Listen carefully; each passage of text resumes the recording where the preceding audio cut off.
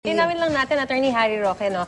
Yung simpleng pag-like ba o retweet at repost yung talagang Parang libelous. Meron magkaiba yata yung sinasabi. Oo. Yung sinabi lang ni Solicitor General, yung retweet at reposting, sa kanyang opinion, posibleng maging libelous. Posible. Pero ang sinabi niya dun sa pag-press ng like button, ito daw ay expression ng opinion. No? Okay, so malinaw po yan. Pero sa akin naman, ang aking personal na pananaw, dapat nga kahit ano, hindi dapat maging Yung alin man doon. Hindi wala libelous. dapat magkaroon ng responsibilidad dahil kasama yan sa kalayaan ng malayang pananalita. At dapat yung mismong author lang, if ever, kung talagang meron siyang nalabag, Correct. yun lang ang mananagot. Kung hindi talaga natin madedeklarang unconstitutional ng libel, bakit po naman parurusahan yung hindi mga nagsulat ng mga libelous na mga bagay-bagay? Si Mark, ikaw Mark, threatened ka ba doon sa ganitong klase ng batas?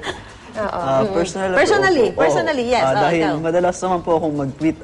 Halos lagi namang online po kahit ang eskwelahan.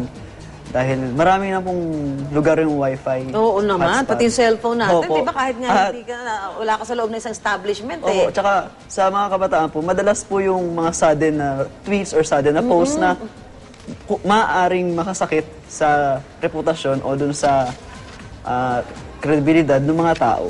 Pero nandun naman po tayo sa panig ng responsible use ng social media.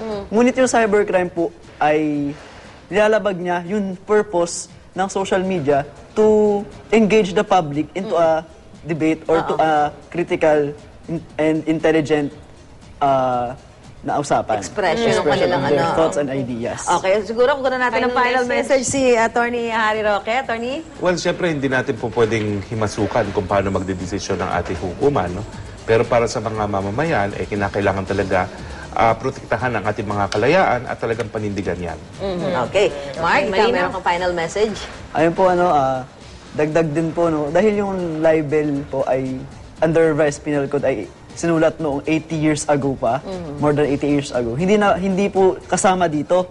Wala pa pong internet, wala pa pong computers noon. So malinaw po na hindi dapat kasama yung internet o yung new media doon sa sinasabing mga medium na napapaloob sa libel under the Revised Penal Code. Okay. Maraming salamat, Mark Avila. Siya po yung ng College Editors Guild of the Philippines, CEGP. At syempre, Attorney Harry Roque, sa inyong pakikipagkapihan at kwentuhan sa amin ngayong umaga. Ayan, salamat sa pagpunta po ninyo ng mas maaga pa.